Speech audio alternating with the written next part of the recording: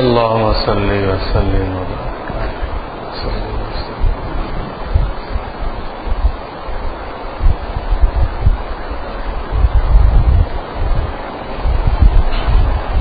الحمد لله نحمده ونستعينه ونستغفره ونؤمن به ونتوكل عليه ونعوذ بالله من شرور أنفسنا ومن سيئات أعمالنا من يهده الله فلا مضل له ومن يضلل فلا هادي له ونشهد أن لا إله إلا الله وحده لا شريك له ونشهد أن سيدنا ومولانا محمدا عبده ورسوله صلى الله تعالى عليه وعلى آله وأصحابه وبارك وسلم أما بعد فأعوذ بالله من الشيطان الرجيم بسم الله الرحمن الرحيم محمد رسول الله والذين معه أشداء على الكفار رحماء بينهم إلى آخر الآية. وقال رسول الله صلى الله عليه وسلم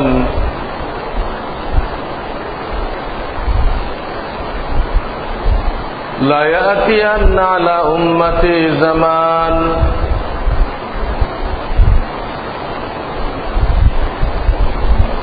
يحذونهم حذو النعل حتى إنهم إن كان يأتي على أمه علانية لكان في أمتي من يصنع ذلك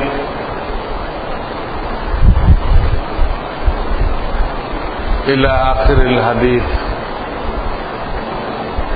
صدق الله العلي العظيم وصدق رسوله النبي الكريم. बुजुर्गान मोहतरम, রবিউল আউয়াল মাস চলতেছে। গত জুমাতেও আমি এ বিষয়ে আলোচ করতেছিলাম। আজকেও ইনশাআল্লাহ ওই বিষয়ের উপরে আলোচনা হবে।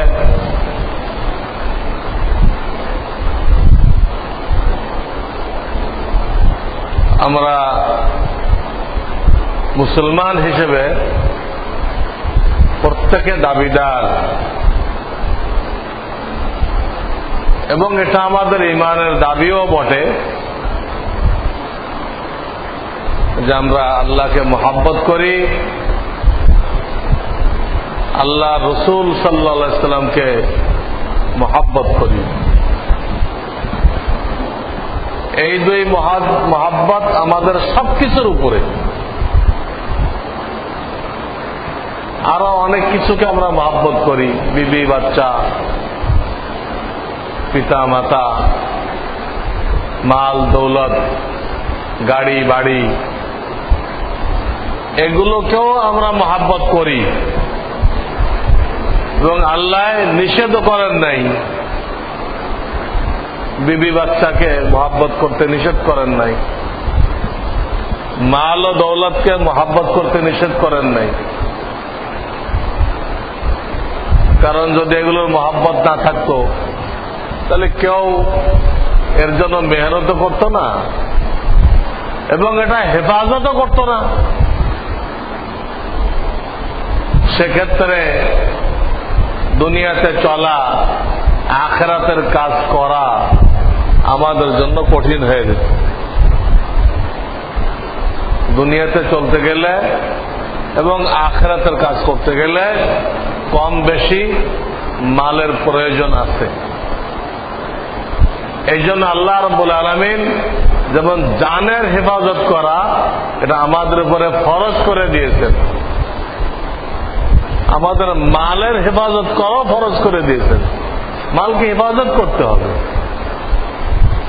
মাল নষ্ট করবেন পরিষ্কার নিষেধ।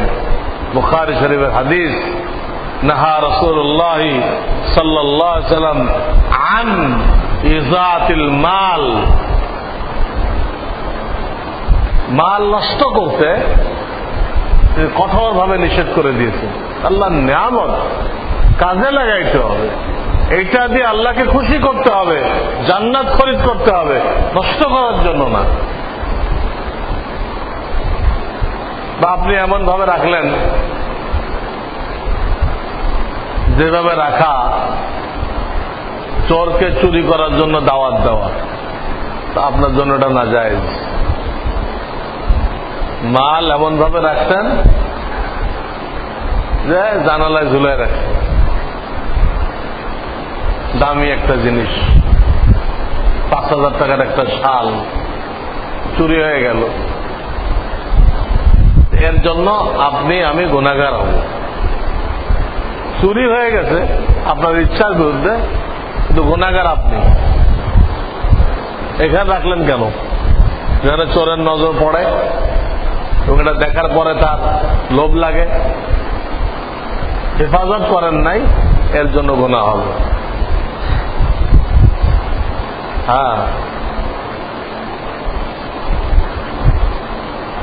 এই জন্য মালকে সেফ ভাবে রাখতে বলা হয়েছে। আলমারিতে রাখছেন, দেখে ওপেন খোলা রাখছেন, চুরি হয়ে গেল, আপনি গুনাহগার হন। জানের হেফাজত, মালের হেফাজত জরুরি। এই জন্য আপনাকে বলে নাই যে জুতা গেটে রেখে আসে, হাতিতে পাওয়া যায়, জুতার তলা দেখো, পরিষ্কার করে নাও, নিয়ে তোমার 2 পায়ের মাঝখানে রাখো। ওই জামানা তো বাক্স ছিল না, 2 পায়ের মাঝখানে সবাই জুতা রাখত। ওখানে রাখলে আপনি যখন নাকি তাশাহুদে বসবেন তো কোনো ডিস্টার্ব হবে না। ওখানে পায়ের নিচে একটা খালি জায়গা থাকে, তাশাহুদে বসার পরে পায়ের এই জায়গার ভিতরে একটা খালি জায়গা থাকে, হাদিসে পাওয়া যায় এইখানে জুতা রাখো। অনেকে সেজদার জায়গায় রাখে, যে মাথা লাগে জুতার সাথে, মনে হয় জুতাকে সেজদা করতেছে। নাউযুবিল্লাহ। এই জন্য আমার শায়েখ পীর ও মুর্শিদ হারবি হুজুর বলতেন, বক্সের মধ্যে রাখো এবং সেটা হয়তো একটা হাইট বেশি দাও অথবা ঢাকনা দাও, যাতে এরকম না হয় যে আগন্তুক মনে করতেছে যে এই জুতাগুলো আমাকে ইস্তেকবাল জানাইতেছে, এই জুতাগুলো আমাকে স্বাগতম জানাইতেছে, এরকম যেন মনে না হয়। দুটাই সুরত, বক্সগুলো হাইট হইতে হবে অথবা ঢাকনা সিস্টেম, উঁচা করে জুতা রাখবে আবার ডেকে দিবে। হয় কাপড়ের ব্যাগের মধ্যে ভরে নিজের পায়ের সামনে রাখতে হবে, সর্ব অবস্থায় কাপড়ের ব্যাগের মধ্যে ভরাটা উত্তম। তাহলে আমার জুতার কোনো ধুলা মসজিদের মধ্যে পড়লো না। এটা আমরা ইচ্ছা করলে খুব সহজে চালু করতে পারি। 2-5 টাকার একটা ব্যাগ বানাইতে কারোরই কষ্ট হবে না। এর মধ্যে ভরে ফিতাটা টান দিলেন, মুখটা লেগে গেল, এখন আপনি এনে বক্সের মধ্যে রাখেন, নিজের পায়ের কাছে রাখেন। আমার বলার উদ্দেশ্য যে এইটা পর্যন্ত হাদিসে হেফাজত করতে বলা হয়েছে। কেমন হেফাজত করতে হবে? যদি আপনি দেখেন যে জোরে জুতা চোরে লয়ে যেতেছে, তা আল্লাহ বলতেছেন নামাজ ছাড়ো, আমার নামাজ ছেড়ে দাও, জুতা রক্ষা করো।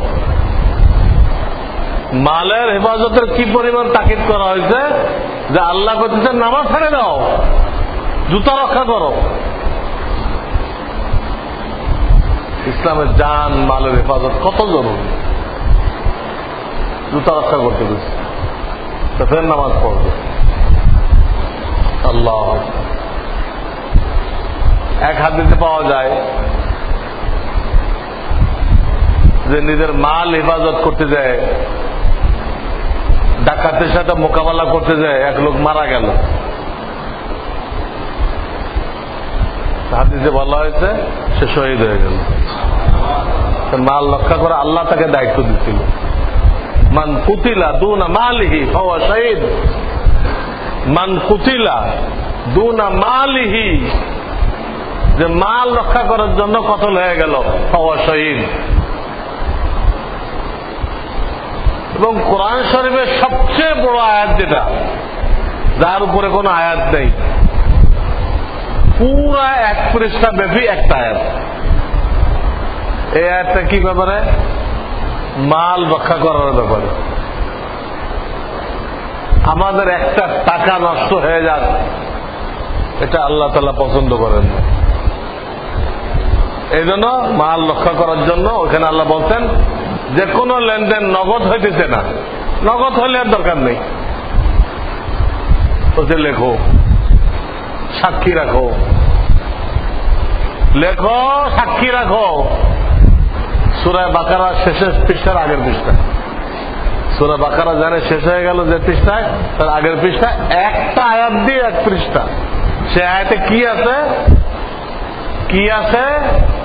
যে কোনো বাকি লেনদেন করো, তোমার ছেলের সাথে করো, যার সাথে করো, বাকি যদি হয়ে থাকে লেখো এবং সাক্ষী রাখো। আল্লাহ রাব্বুল আলামিন বান্দাকে কি পরিমাণ মহব্বত করেন, তার একটা টাকা নষ্ট হয়ে যাক এটা আল্লাহ বরদাস্ত করেন নাই, তো এত বড় আয়াত নাযিল করছে।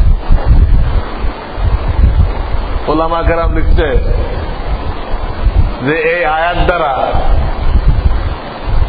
সবচেয়ে বেশি আশা করা যায় যে আল্লাহ কোনো না কোনো বাহানায় যে দিনের পথে চলতে চেষ্টা করে তাকে মাফ করে দিবেন।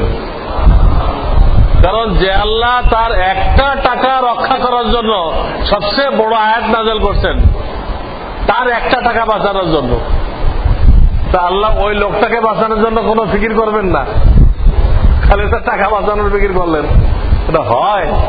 আকল কি বলে যে আল্লাহ বান্দার প্রতি এত দয়াশীল, সে আল্লাহ বান্দাকে রক্ষা করার জন্য কোন ওসিলা খুঁজবেন না আসরের ময়দানে? অবশ্য ওসিলা খুঁজবেন। সেদিন হক্কানি উলামায়ে কেরামের সাথে মহব্বত সবচেয়ে কাজে আসবে, সবচেয়ে ওই দিন বেশি কাজে আসবে, নিজের ইবাদত বন্দেগীতেও তো কাজে আসবে উলামায়ে কেরামের মহব্বত। কারণ আল্লাহ রাসূল একটা কথা বলে রাখছেন, আল মারউ মা'a মান আহাব্বা। দুনিয়াতে যে যাকে মহব্বত করবে তার সাথে তার হাসর হবে। যদিও তার আমল ওই যাকে মহব্বত করত তার বরাবর না, তার অর্ধেকও না, তার কোয়ার্টারও না, এইটা আল্লাহ দেখবেন না। এর সাথে মহব্বত ছিল, দুনিয়া দুনিয়াতে উঠা বসা করছে, ইমান যেহেতু আছে, বেশ তো সে তার সাথে উঠা বসা করবে। হাদিসের মধ্যে আসছে, এই হাদিসটা যেদিন নবী করিম সাল্লাল্লাহু আলাইহি ওয়াসাল্লাম শুনাইলেন, সাহাবা কেরামের ভিতরে খুশির বন্যা বয়ে গেল, খুশির বন্যা বয়ে গেল। কিন্তু তারা এটা নিয়ে পরেশান ছিল, দুনিয়াতে তো যখনই মনে চায় রাসূলুল্লাহকে এক নজর দেখতে চলে আসি, আচ্ছা দেখি কিন্তু বেহেশতে কি হবে, সেখানে আল্লাহর রসুল থাকবেন কোন বেহেশতে, কত উঠে, আর আমরা তো যাইতে পারিও, তা আমরা তো থাকবো একটু ডাউন ক্লাসের বেশ। এখন আমি ওখানে যাবো কেমনে দেখা করতে? বেহেশতে যাওয়ার পর তো আমার দিল চাবে আল্লাহ রসুলকে দেখতে, কি হবে আমার তখন? ওনারা সকলে এই ব্যাপারটা নিয়ে একটা মনোকষ্টের মধ্যে ছিলেন। আল্লাহ তো বান্দার হালাত জানেন, জেনে ওই রকম ওহী পাঠান, আজকের সাহাবায়েরা দিলের মধ্যে কোনটা নিয়ে পেরেশানি, কোনটা নিয়ে দুঃখ, ওটা দূর করে দাও। আল্লাহ ঠিক ওই জামানায় আল্লাহ রসুলের মুখ দিয়ে এলান করাই দিলেন, আপনি এলান করে দেন, আল মারউ মা মান আহাব্বা। মারউ মানে মানুষ, মা মানে সাথে থাকবে, মান মানে ওই ব্যক্তির, আহাব্বা যাকে সে ভালোবাসে। প্রত্যেকটা মানুষ ওই ব্যক্তির সাথে থাকবে হাসরের ময়দানে যাকে সে দুনিয়াতে ভালোবাসত। এই হাদিস শুনে সাহাবায়ে কেরাম সব পেরেশানি ভুলে গেল যে না, তাহলে আমরা জান্নাতে যাওয়ার পরও রসুলের মজলিসে বসতে পারবো, হ্যাঁ রসুলকে দেখতে পারবো, আমাদের আর কোনো পেরেশানি নেই। যাতে আমরা রসুলকে মহব্বত করি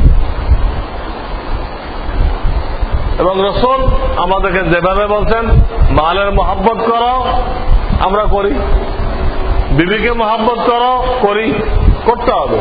তবে এটা বলেছেন সব কিছুর মহব্বত দ্বিতীয় নম্বরে, আল্লাহ আল্লাহ রসুলের মহব্বত প্রথম নম্বরে। এই সিরিয়ালটাও ঠিক রাখো, সবকিছু মহব্বত করো, কিন্তু সিরিয়াল আছে আমার এখানে, আল্লাহ আল্লাহ রসুলটা এক নম্বরে রাখো, আর বিবি বাচ্চা বাপ মা যা আছে দ্বিতীয় নম্বরে রাখো। কি অর্থ? অর্থ এই যে তাদের বৈধ দাবি দেওয়া তোমার সাধ্য অনুযায়ী পূরণ করো, কিন্তু আল্লাহ না করুক তারা যদি এমন কোন দাবি জানায় যেটা আল্লাহ আল্লাহ রসুল এলাও করে নাই, অনুমতি দেয় নাই, এইরকম একটা দাবি করে বসছে, এখন কি হবে? এরকম যত জায়গায় হবে টক্কর লাগবে। বিবি বাচ্চার মহব্বত এর দাবি একরকম, আল্লাহ আল্লাহ রসুলের মহব্বতের দাবি আর এক রকম। তো কোরআন হাদিস বলতেছে এই ক্ষেত্রে তোমাকে পরীক্ষায় পাস করতে হবে, আল্লাহ আল্লাহ রসুলেরটাকে প্রাধান্য দিবা আর তাদেরকে বুঝাই নেবা। তাদেরটাকে পূরণ করে আল্লাহ আল্লাহ রসুলকে বুঝাই নেবা, এটা রাস্তা না। তাদেরটা পূরণ করে আপনি আল্লাহর কাছে কৈফিয়ত দিলেন, আল্লাহরে বুঝাইতে চেষ্টা করলেন না। আল্লাহ তো যা বলার বলে দিছে, আল্লাহকে বোঝানোর কিছু নেই। আল্লাহটা ঠিক রাখতে হবে, এদেরকে কাকে বুঝাইতে হবে? বিবি বাচ্চাটা বুঝাইতে হবে। বাচ্চা শাহজাহান কত বড় বাচ্চা ছিল, কিন্তু কোনো আলেম ছিল না। তার বিবি একবার একটা উল্টা দাবি করলো যারা কোরআন হাদিসের খেলাফ। বাচ্চা শাহজাহান পরিষ্কার বলে দিল তার বিবিকে, তোমার 2 টুকরা গোশতের কারণে আমি আল্লাহকে নারাজ করতে পারিনি, তোমার 2 টুকরা গোশতের কারণে আমি আল্লাহকে অসন্তুষ্ট করতে পারবো না, মাফ করো আমাকে। বাদশাহ বেগমকে বলে দিল, অথচ তাদের বেগম তো কত ঊর্ধ্বের। বাংলায় বলে রাজ্য চালায় রাজা আর রাজাকে চালায় রানী। রাজ্য চালায় রাজা আর রাজাকে চালায় কে? রানী। সেই রানীকে বলে দিল তোমার 2 টুকরা গোশতের কারণে আল্লাহকে নারাজ করতে পারবো না, অন্য কিছু বলো। আল্লাহ, সেদিন কিতাব একটা ঘটনা পড়তেছিলাম, আমাদের জামানার ঘটনা। 2 বন্ধু ছিল, একজন ছিল জিদ্দা আর একজন ছিল রিয়াদ। তো রিয়াদের বন্ধু ছেলে পেলেদের দাবির মুখে ত্যক্ত বিরক্ত হয়ে টেলিভিশন কিনে দিচ্ছে।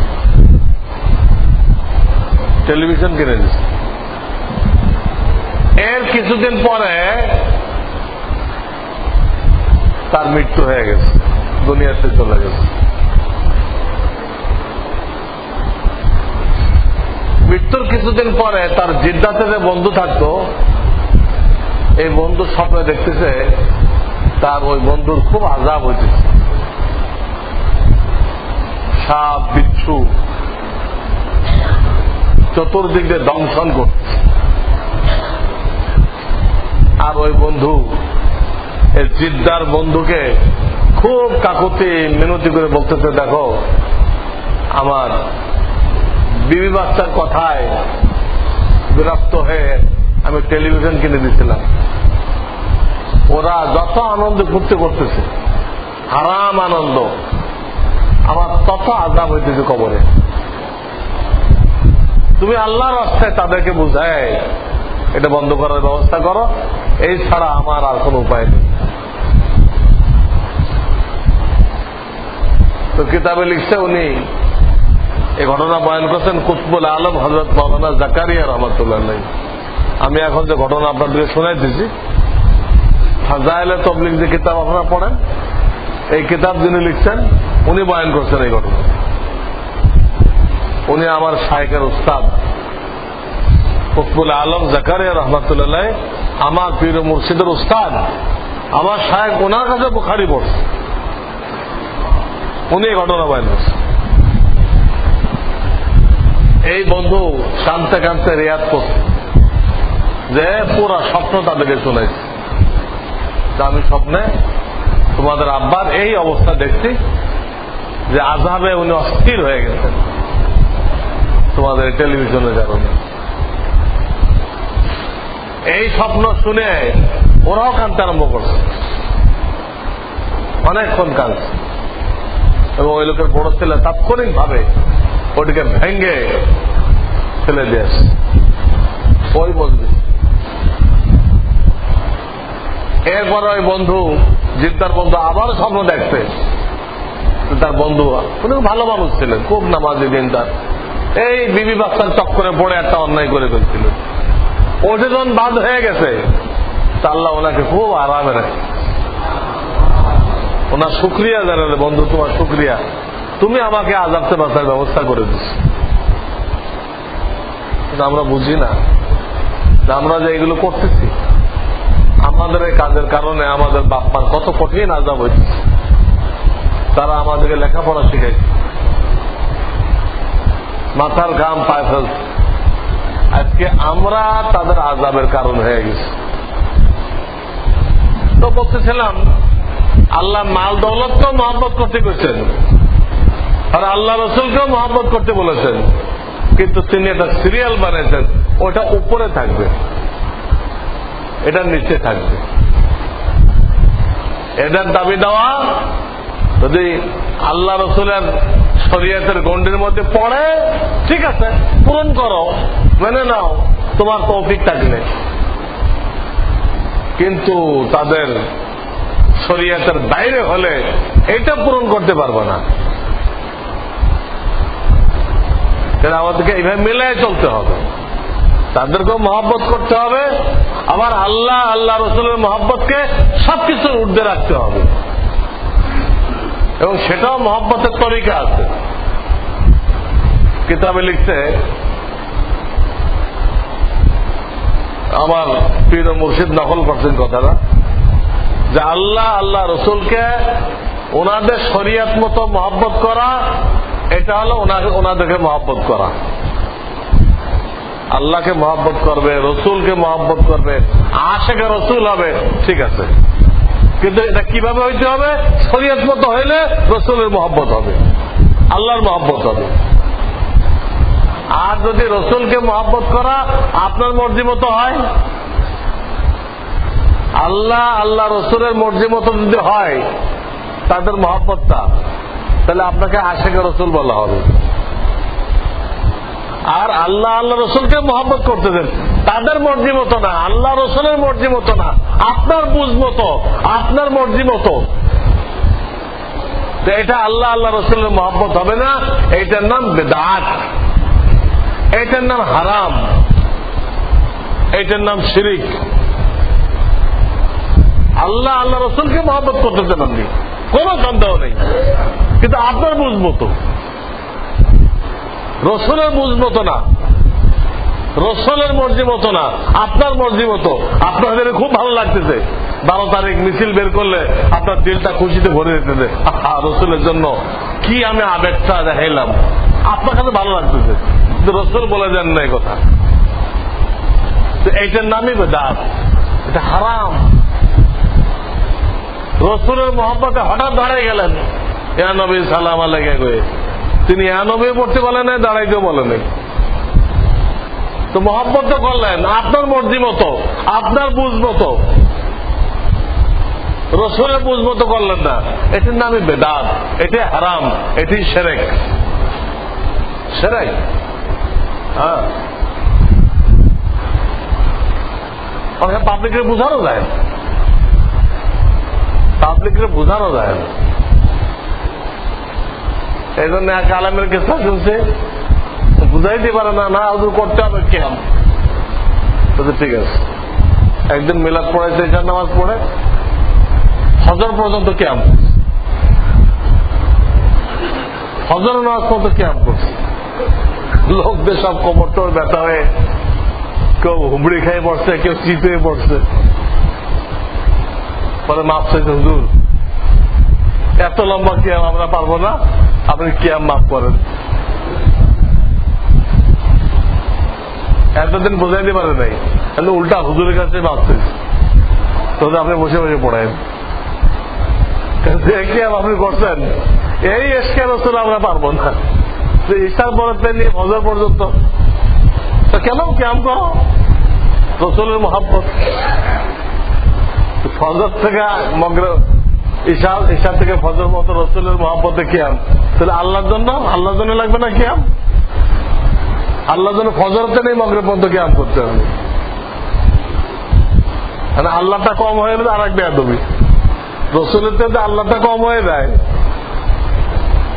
রসুলের জন্য কতটুকু ক্যাম্প করলেন, আল্লাহর জন্য তার লম্বা ক্যাম্প করতে হবে। এই শুনছি একজনের ঘটনা, আর এক হুজুরের ঘটনা শুনছি, উনিও ক্যাম্প করছেন, লম্বা ক্যাম্প, কিন্তু উনি ক্যাম্প করছেন রুকুর মতো করে। আমরা নামাজে রুকু করি না, এটা রুকু করে কয়েক ঘন্টা ক্যাম্প করছে। লোকজন খুব পরেশান হাল, এই রুকু অবস্থায় কেমনে থাকে এতক্ষণ? তো হুজুর আপনি কি ক্যাম্প করলেন? আমাদের কোমর ভেঙে দেওয়ার মতো অবস্থা। কি করো বাবা, তোমরা ক্যাম্প করতে বলো, মুফতি সাহেবরা মানা করে ক্যাম্প করতে, ক্যাম্প মানে দাঁড়ানো আর কি। মুফতি সাহেবরা মানা করে, তোমরা ক্যাম্প না হলে মানো না, তো কি করো? আমি মাঝামাঝি করলাম, তোমাদের রক্ষা পায়, মুফতি সাহেব যেটা করেছে নিষেধ, এটা রক্ষা পায়, এই জন্য আমি একদম পুরো বসলামও না, দাঁড়াইলামও না, রুকু করলাম। পরে তারাও ভাবছে এই ক্যাম্প দরকার নেই, আপনি বসে বসে দূর পড়াই দিয়ে আমাদের কোমর ভেঙে দেওয়ার মতো অবস্থা। এই যে মন গড়া তরিকা আমরা করতেছি, এতে কোনো সব নেই। আল্লাহ রসুলের মহব্বত তাদের মর্জি মোতাবেক করতে হবে, আপনার মর্জি মতো না, আপনার বুঝ মতো না, তাহলে শরীয়ত হবে না, আপনি আশিকে রসুল হবেন না, বেদাতি হয়ে যাবে। আল্লাহ আমাদেরকে বুঝার তৌফিক দান করুন। তো আমাদেরকে দায়িত্ব দেওয়া হয়েছে যে তোমরা প্রত্যেকটা কাজ রসুলের তরিকে করো। তুমিও মানুষ, তোমার রসুলও মানুষ, তোমার যত চাহিদা আছে তোমার রাসূলেরও চাহিদা ছিল, তিনি এই চাহিদাগুলো যেভাবে পূরণ করছে তুমি ওইভাবে পূরণ করো, তাহলে তোমার সব কিছু ইবাদত হয়ে যাবে। রাসূলের তরিকায় খাও, রাসূলের তরিকায় ঘুমাও, রাসূলের তরিকায় বাথরুমে যাও, রাসূলের তরিকায় বাজারে যাও, রাসূলের তরিকায় বিবির কাছে যাও, রাসূলের তরিকায় বাচ্চাদেরকে আদর করো, রাসূলের তরিকায় ব্যবসা করো। ব্যবসার তরিকা আল্লাহ রাসূল বলে দিতেন, হাদিসে পরিষ্কার লিপিবদ্ধ। তাহলে আপনার সব কিছু ইবাদত হয়ে যাবে। পেশাব করতে গেলেন, বাম পাও দিয়ে ঢুকলেন, মাথা ঢেকে স্যান্ডেল পরে, সেটা ইবাদত হয়ে গেল। এটুক চাইছেন। কিন্তু দুঃখজনক, আমাদেরকে বলা হয়েছিল ওলামায়ে কেরামের পক্ষ থেকে যে তোমরা ইংরেজি পড়ো কিন্তু ইংরেজ হয়েও না। ইংরেজি পড়ো, দুনিয়া হাসিল করার নিয়েতে, ইংরেজদেরকে দাওয়াত দেওয়ার নিয়েতে ইংরেজি পড়ো, ইংরেজি পড়ো, ইংরেজ হয়েও না। তার মানে তাদের চালচলন গ্রহণ করো না। ভাষা শেখা অনুমতি আছে, তাদের চালচলন গ্রহণ করা নিষেধ। তাদেরটা গ্রহণ করতে গেলে আপনার রাসূলটা বাদ দিতে হবে। একসাথে তো দুটো হয় না, একসাথে তো দুটো করা যায় না। আপনার চেহারা রাসূলের মতো বানাইবেন, আবার ইংরেজের মতো বানাইবেন, তা তো হয় না। ইংরেজের চেহারা তো ফুটবল, তো ফুটবল বানাইবেন আর রাসূলের চেহারা বানাইবেন, তো একসাথে কেমনে হবে? এটা হবে না। ইংরেজ মেয়েরা কোনো অলংকার পরে না, আমাদের মেয়েরা ইংরেজি পড়ার সুবাদে এরা সব খ্রিস্টান মহিলা হয়ে গেছে, এরা কোনো অলংকার পরে না। অথচ আল্লাহ রাসূল একটা মহিলার হাতে মেহেন্দি লাগানো ছিল না, পর্দার আড়ালে ছিল, তো তাদেরকে নসিহত করতেছিলেন কেমনে পর্দার নিচ দিয়ে তার হাতটা দেখা গেছে। হুজুর বলেন আমি কি পুরুষের হাত দেখতেছি না মহিলার হাত দেখতেছি? মেহেন্দি লাগায় নাই, তাই আল্লাহ রাসূল নারাজ হইলেন, যেটা কি পুরুষের হাত না মহিলার হাত? আর আমাদের স্কুল কলেজে পড়ুয়া মেয়েদেরকে দেখলে কি কইতেন?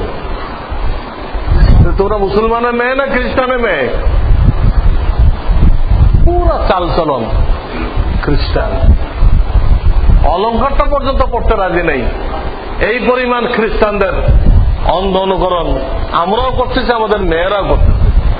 এই ব্যাপারে হাদিস আসছে, আল্লাহ রাসূল বলেন এক জামান আসবে আমার উম্মত ইহুদি খ্রিস্টানদেরকে এক এক হাতের মধ্যে অনুসরণ করবে, এক এক বিঘাতের মধ্যে অনুসরণ করবে।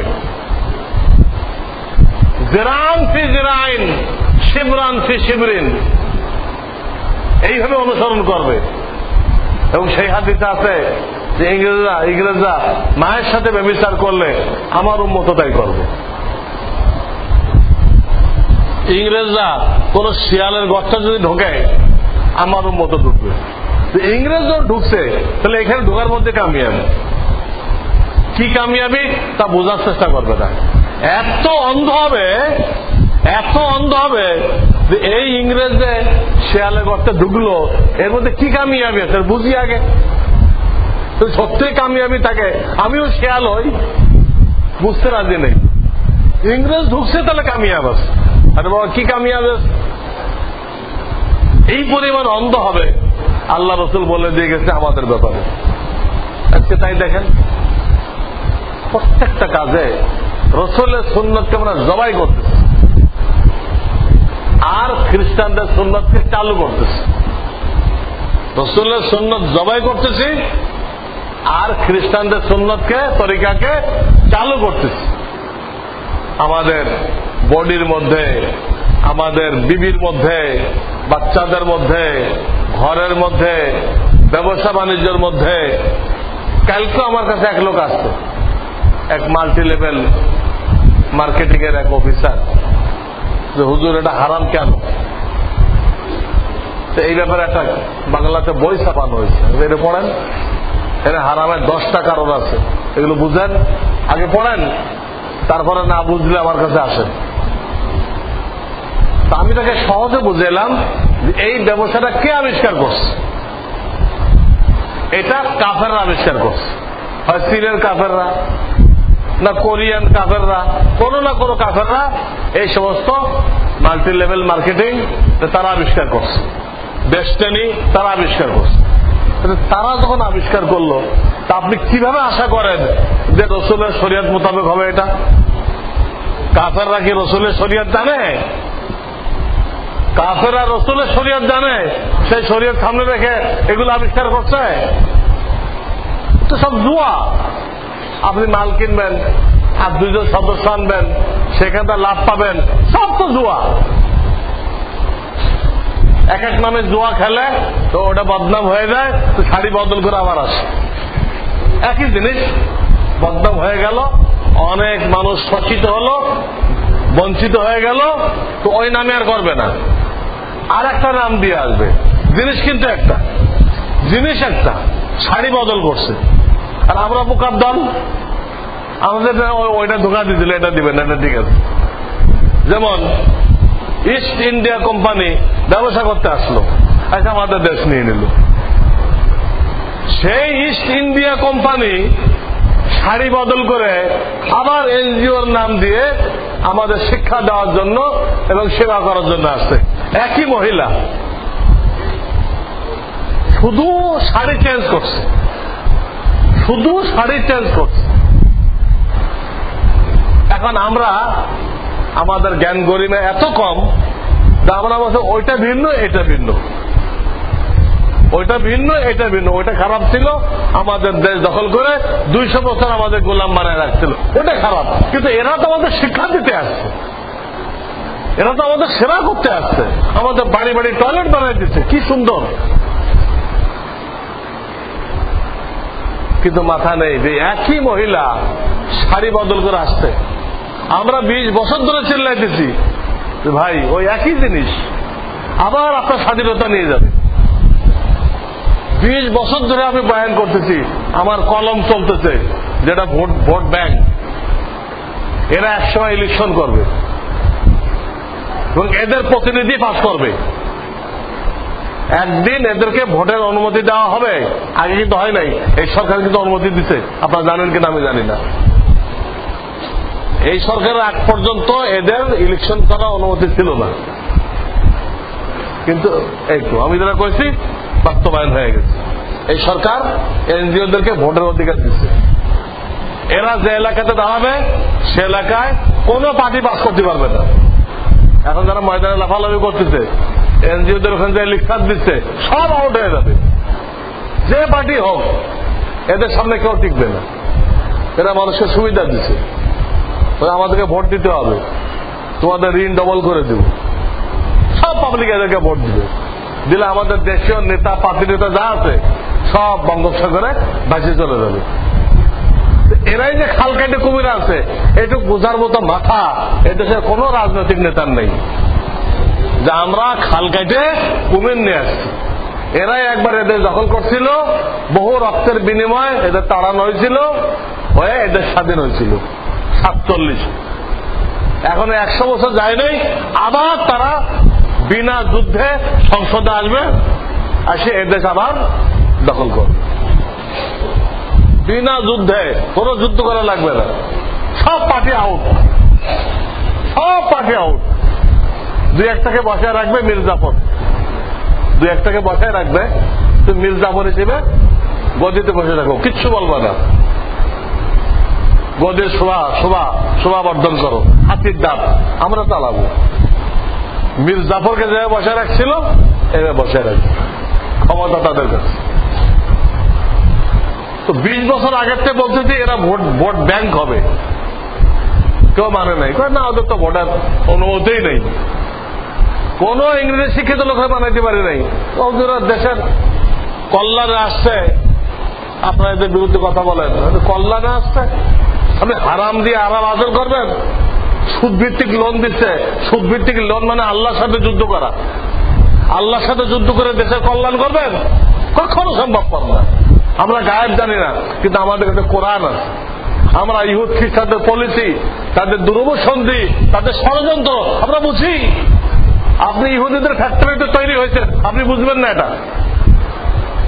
আপনি ইংরেজি শিক্ষিত, আপনি তাদের ফ্যাক্টরিতে তৈরি হয়েছেন, আপনার মাথায় তাদের ষড়যন্ত্র আসবে না। তাদের ষড়যন্ত্র বুঝতে হলে আপনাকে কোরআন বুঝতে হবে। আমরা গায়েবদারি না, কোরআনে সব বলা আছে, সব বলা আছে। আমাদের সরকাররা এক একজন ভাষণ দেয় কি, আমাদের পিরিয়ডে এদেশে এত এনজিও আসছে, বিগত কোন সরকারের সময় এত এনজিও আসে নাই। একজন প্রধানমন্ত্রীরা ভাষণ দিল, আমি মাথায় হাত দিয়ে বসে থাকলাম, আল্লাহ, প্রধানমন্ত্রীর আকল যদি এই হয় তো সেই দেশে বাস করাও গজব, সেই দেশে বাস করাও তো জায়েজ নেই। এইরকম অথর্বরা যদি প্রধানমন্ত্রী হয়, সে খাল কেটে কুমির আনছে, তার উপরে সে কৃতিত্ব বয়ন করতেছে। নাউযুবিল্লাহ মিন যালিক। আমি 1986 একটা বই লিখছিলাম বাংলাতে, সেই বইতে লিখছিলাম যে আরবের বুক চিরে যেমন ইসরায়েল কায়েম করা হয়েছে, ইহুদি রাষ্ট্র, বাংলাদেশের বুক চিরে আর একটা ইসরায়েল বানানো হবে। 1986 বইতে লিখছিলাম, সেই বই এখনো অনেকের কাছে আছে। যেদিন শুনলাম সেনাবাহিনী প্রত্যাহার করা হয়েছে, সেদিন বললাম 86 লিখছিলাম, এই আজকে এটা বাস্তবায়ন হবে। বাংলার বুক ছেড়ে যে ইসরায়েল করা হবে, কায়েম করা হবে, আর জাপান পর্যন্ত আমেরিকা তার রেঞ্জের মধ্যে নিয়ে আসবে, সেই ব্যবস্থা হয়ে গেল। সেই ব্যবস্থা, নতুন ইসরায়েল কায়েম করার ব্যবস্থা হয়ে গেল। 86 লিখছে, কত বছর হয়েছে, এখন আছে সেটা বাস্তবায়ন হল। এইভাবে একটার পর একটা গজব আমাদের ঘরে নাজেল হয়েছে। কেন? আমাদের গুনাহের কারণ, আমাদের গুনাহের কারণ। আজকে মুসলমানদের চুল খ্রিস্টানদের তরিকা, চেহারা খ্রিস্টানদের চেহারা, লেবাস টাকনু ঢেকে, টাকনু ঢেকে লেবাস খ্রিস্টানদের লেবাস। চেয়ার টেবিল না হলে খাওয়া সুবিধা হয় না, খ্রিস্টানদের তরিকা। আল্লাহ রসুল তো ফলনে বসে খানা গেছে। দেশ পরিচালনা খ্রিস্টানদের তরিকা, ব্যবসা বাণিজ্য সব খ্রিস্টানদের তরিকা। এই যে মাথার থেকে পাওয়া পর্যন্ত সব জায়গায় আমরা খ্রিস্টানদেরকে ফলো করে রাখছি। এই জন্য একটার পর একটা গজব নাযিল হইতেছে। আজকে দেশের স্বাধীনতা বিপন্ন হয়ে গেছে। তারপরে এক শিক্ষানীতি তৈরি করা হয়েছে, কাদের পয়সায় করা হলো, কাদের টাকায় করা হলো। এই দেশের কেউ পড়েও দেখছে কিনা তাও কইতে পারেন না। আমি শিক্ষানীতিতে কি লেখা আছে যদি জিজ্ঞেস করা হয় যে আপনারা কেউ পড়ে দেখছেন, কেউ পড়ে দেখেন। খালি কয় হুজুরা চিল্লা কেন, এদেরকে আমরা ইলেকশন করে পাঠাই দিই, এটা কায়েম করুক, দেখি কি হয়। আরে দেখি কি হয়, পাস করার পরে কি করবেন আপনি? পাস হয়ে গেল তো গেল, দেশ ধ্বংস হয়ে গেল। আপনি পড়ে দেখেন কি লেখা আছে সেখানে। সেখানে লেখা আছে যে এই শিক্ষানীতির ভিতরে লেখা আছে যে আমাদের ছেলে মেয়ের ভিতরে এই পরিমাণ যোগ্যতা দিতে হবে যেন যে কোনো সমস্যার সমাধান তারা বাইবেলের ভিত্তিতে দিতে পারে।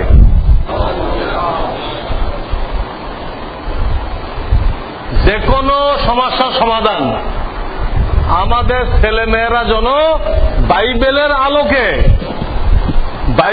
আলোকে যে কোনো সমস্যার জন্য সমাধান দিতে পারে, এটা এই শিক্ষানীতিতে লেখা আছে। তাহলে কি বোঝা গেল? খ্রিস্টানরা কিছু লোকের খরিদ করছে, তারা এই দেশটাকে ভবিষ্যতে যাতে খ্রিস্টানদের দেশ বানানো যায়, ওর পলিসি কিভাবে করা যায় ওইটা মাথায় নিয়ে এটা তৈরি করছে। আরে এটা লিখলো কেন? এটা লিখলো না কেন যে আমাদের ছেলে মেয়েরা যে কোনো সমস্যার সমাধান যেন কোরআন সুন্নাহ ভিত্তিক দিতে পারে। আমরা এইভাবে এই সিলেবাসটা তৈরি করে দিলাম, এটা লিখতো, কিন্তু এটা লেখে নাই। কোরআন সুন্নাহ ভিত্তিক সমাধান দিবে এর কোনো কথাই সিলেবাসের মধ্যে, ওই শিক্ষানীতির মধ্যে নেই। লেখা আছে বাইবেলের আলোকে, বাইবেলের আলোকে যেন আমাদের ছেলেবেলেরা যে কোনো সমস্যার সমাধান দিতে পারে। পরিষ্কার বোঝা যাচ্ছে যে এটা ভবিষ্যতে এটা খ্রিস্টান রাজ্য বানানোর জন্য প্রস্তুতি নেওয়া হয়েছে। তাহলে আলেমদের চিল্লাচিল্লি করা কি ভুল হয়েছে না ঠিক হয়েছে? কিন্তু প্রত্যেকটা পাবলিক জানতো যে আমার ছেলেকে বাইবেল পড়ানো হবে, যাতে সে ভবিষ্যতে বাইবেলের ভিত্তিতে সব সমস্যার সমাধান দিতে পারে। তো কোন মুসলমান সমর্থন দিবে এটা? ওদিক দিয়ে চিটাগাং চলে গেল,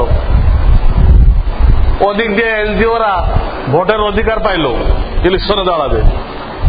ওদিক দিয়ে সিলেবাস আসতে যায় খ্রিস্টান রাজ্য তৈরি করার। কি হলো এটা? সব মিলে এটা কিসের খিচুড়ি হলো? দেশ দুই টুকরা হয়ে গেল। এনজিওরা ইলেকশন করতে আসতেছে, ওরা সংসদে চলে যাবে, বিনা যুদ্ধে দেশ দখল করবে। সিলেবাস আসতেছে, আপনার ছেলে পেলে বাইবেল মুখস্থ করবে, বাইবেল সিলেবাসে থাকবে, ওখানে লেখা আছে। কারণ বাইবেলের আলোকে সব সমস্যার সমাধান দিতে হবে, কোরআনের কথা লেখা নেই। এখন বুঝছেন, এই যদি একটা দেশের হালাত হয় তো সেই দেশে আমরা কিভাবে ইসলাম নিয়ে টিকে থাকবো? এই জন্য ইসলাম বুঝতে হবে, নিজে বুঝতে হবে, অন্যকে দাওয়াত দিতে হবে, জনগণকে ইসলামের পক্ষে তৈরি করতে হবে। জনগণ যদি দাঁড়ায় দেয়, আমরা হুজুর চিল্লাইলে কি হবে? কারে কটা মোল্লা চিল্লাইতে দাও, কটা মোল্লা চিল্লাইতে দাও, আর না ওগুলো নিয়ে জেলে ঢুকায় রাখো, ওটা নিয়ে জেলে ঢুকায় রাখো।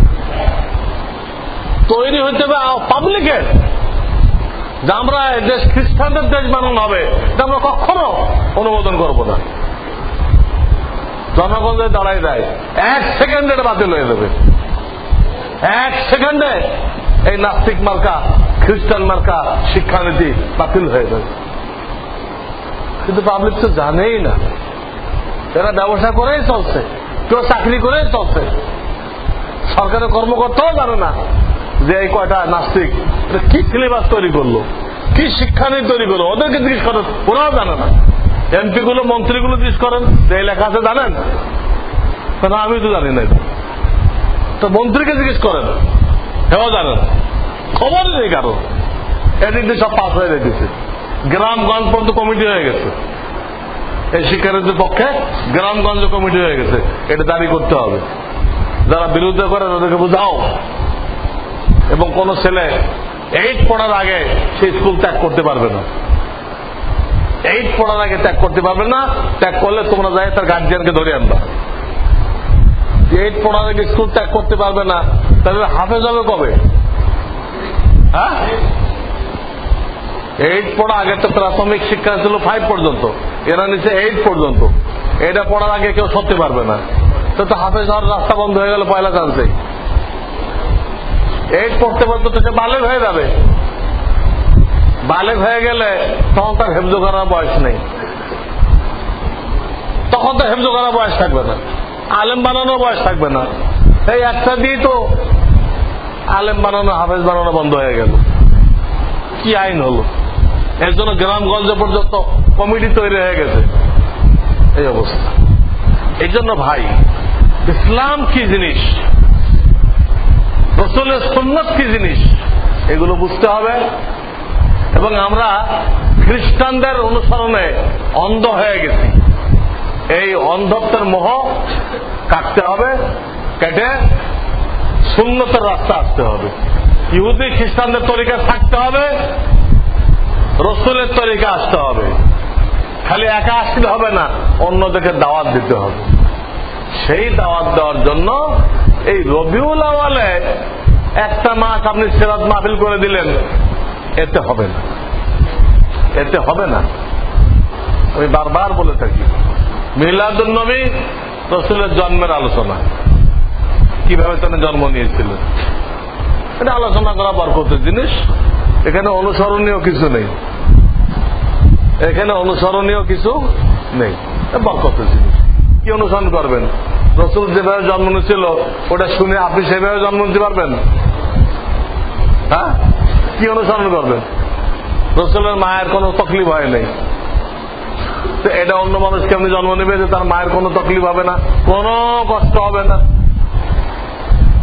রসুলের জন্মসময় একটা নূর বের হয়েছিল, যে নূরে বুসরা পর্যন্ত নজরে আসছিল, না কি অনুসরণ করবেন? আপনার জন্মসময় নূর বেরোবে?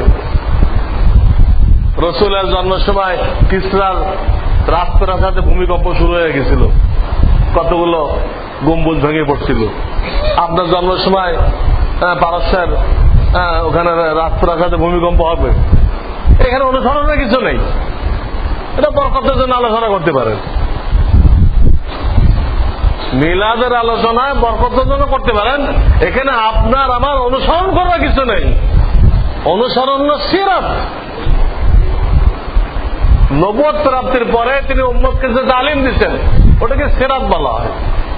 মানে যা বলে গেছেন ওটা সব অনুসরণীয়, সব করণীয়। ঈমান ঠিক করো, 1 নম্বর কাজ ঈমান ঠিক করো, কোরআন সহি করো, নামাজ সহি করো, হালাল হারাম বুঝো, বাপমার হক জানো, বিবি বাচ্চার হক জানো, এইগুলো শিখতে হবে।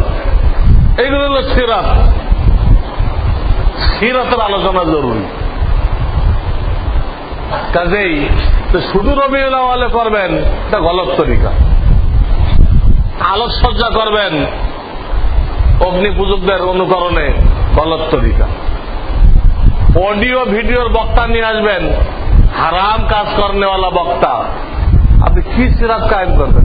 যে বক্তা হারামে লিপ্ত, এর থেকে আপনি কি সিরাত শিখবেন? যে বক্তা চুক্তি করে টাকা নেয়, হারাম পয়সা চুক্তি করে নেয়, এর থেকে আপনি কি সিরাত শিখবেন? কি সিরাত শিখবেন? আল্লাহওয়ালা বক্তা আনতে হবে এবং 12 মাস সিরাতের আলোচনা হবে।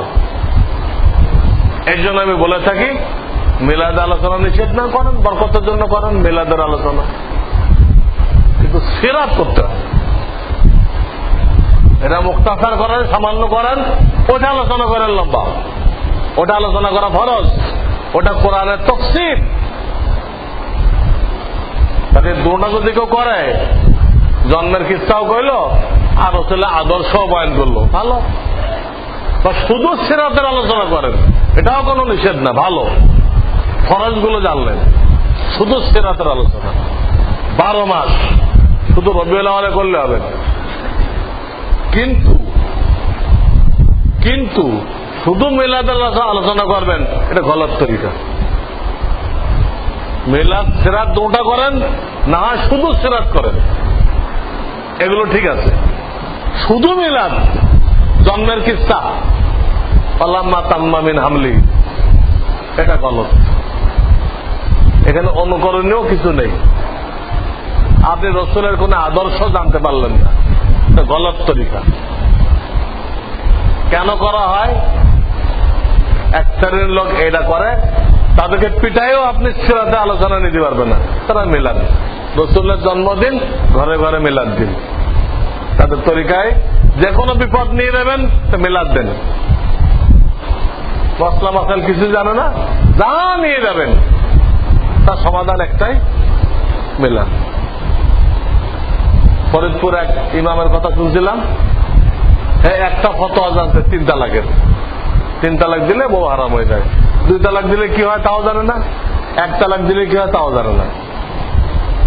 আমার কাছে আসছিল তার বিরুদ্ধে ফতোয়া দিতে, কাকরাইলে এক মুরব্বী, সেই আলেমের বিরুদ্ধে ফতোয়া নিতে আমার কাছে আসছে যে কি করা যায়। হ্যাঁ, সে করে কি, যেহেতু 3 তালাকের ফতোয়া জানে, আর কিছু জানে না। আর তার লাশ খুব বড়, ওই ইমামের লাশ খুব বড়। এখন যেই তালাক দিয়ে যায়, যেমনি হোক তাকে দিয়ে 3 তালাক স্বীকার করায়। যদি স্বীকার না করে পিটাইতে শোয়াই ফেলে। 3 তালাক স্বীকার করতে না বলে তো সে ফতোয়া দিতে পারতেছে না। ও তো 2 তালাকের ফতোয়া জানে না, 1 তালাকেরটাও জানে না। যেমনি হোক ওরে পিটায় যখন 3 তালাক স্বীকার করে তখন সে ফতোয়াটা দেয়। মুসারে ঠেকাইতে পারে না, বিরাট লাশ, পিটায় 3 তালাক মানে এর ফতোয়া দিয়ে দেয়। পর আমার কাছে ফতোয়া নিতে কাকারের এক গুরু, আমি তো তার ইমামতি ক্যান্সেল করে দিছি। এত বড় জাহেল, এদের কেন ইমাম রাখছেন আপনারা? আরে মুফতি হলো কেমনে, যে 2 তালাকের ফতোয়া কেমনে দিতে হবে জানেন? এই যারা মিলাদের আলোচনা নিয়ে পড়ে থাকে, এটা 2টা সমস্যা। একটা সমস্যা হলো সিরাত সম্পর্কে, রাসূলের আদর্শ কি এই সম্পর্কে সে কোনো ধ্যান ধারণা রাখে না, এলেম নেই, পড়াশোনা করে নেই। বক্তে বক্তে বক্তা হয়ে গেছে, বক্তে বক্তে কি হয়ে গেছে, বক্তা হয়ে গেছে।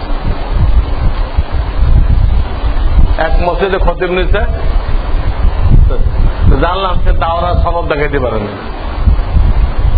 সে বিশাল খতিব, তার ওয়াজের ঠেলা কি, দাওরা পাস করা সনদ নেই। অনেকে ওষুধ দেখতে পেয়েছে বক্তা হয়ে যায়, এমনি বক্তা হয়ে গেছে, আর সে খতিব। এই তো দুনিয়ার হালাত।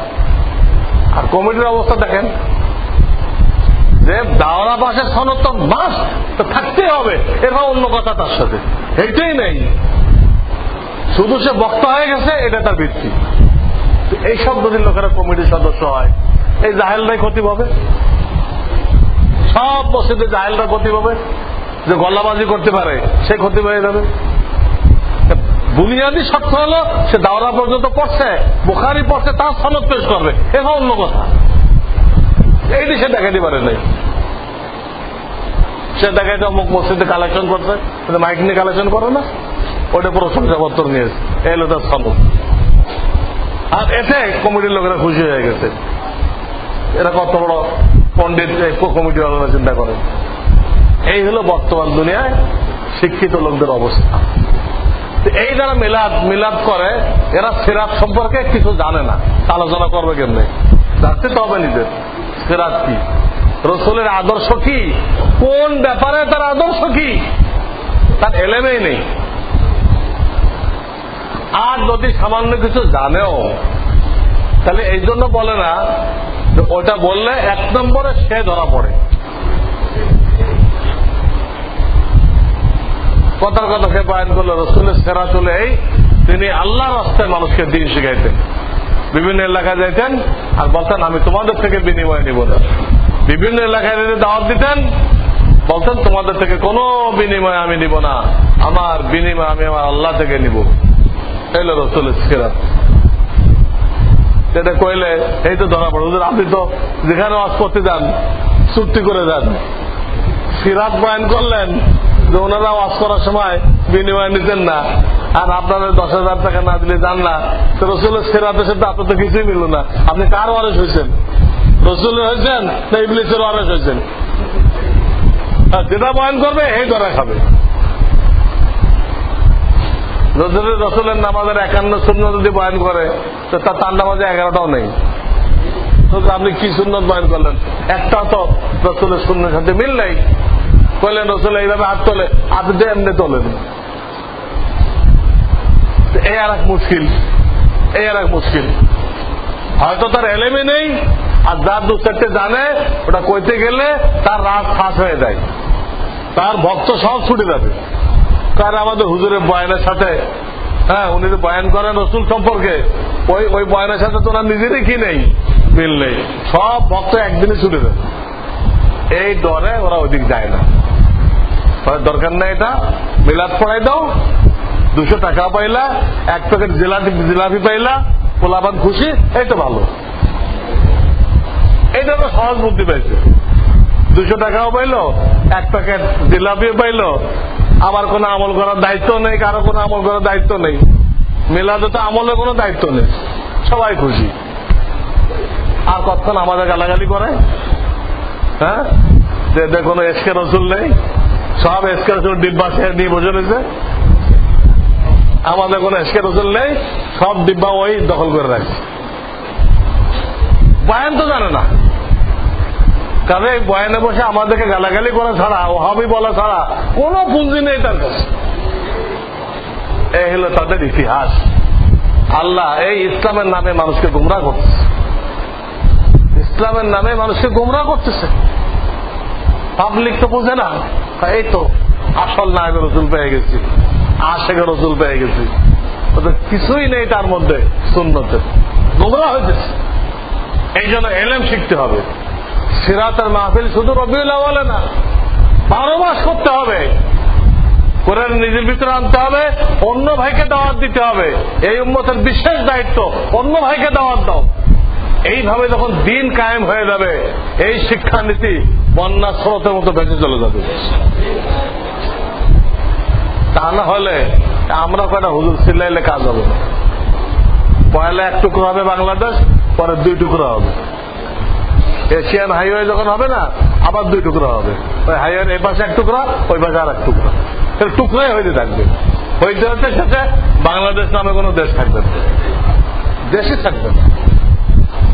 এইগুলো রক্ষা করতে হলে ইসলাম, মুসলমানিত্ব, দেশের স্বাধীনতা, এগুলো রক্ষা করতে হলে সবকিছুর গোড়া একটা, সবকিছুর গোড়া একটা। আমাদেরকে আল্লাহ রাসূলের সুন্নতে ফিরে আসতে হবে, সুন্নতের দাওয়াত দিতে হবে। আল্লাহ দিন যখন আসবে তো বদ্দিন একদম সাইলামের মতো, সাইলাতে যে খড়কুটা আছে না, ওইরকম বেঁচে চলে যাবে। আল্লাহ দায়িত্ব নিয়েছেন, ওয়ামাকারু ওয়ামাকার আল্লাহ আল্লাহু খায়রুল মাকিরিন। আল্লাহ সত্য উপলব্ধি করে আমাদেরকে জীবনের প্রতিটি ক্ষেত্রে সুন্নতকে বাস্তবায়ন করার তৌফিক দান করেন। ওয়া আখিরু দাওয়ানা আনিল হামদুলিল্লাহি রাব্বিল আলামিন।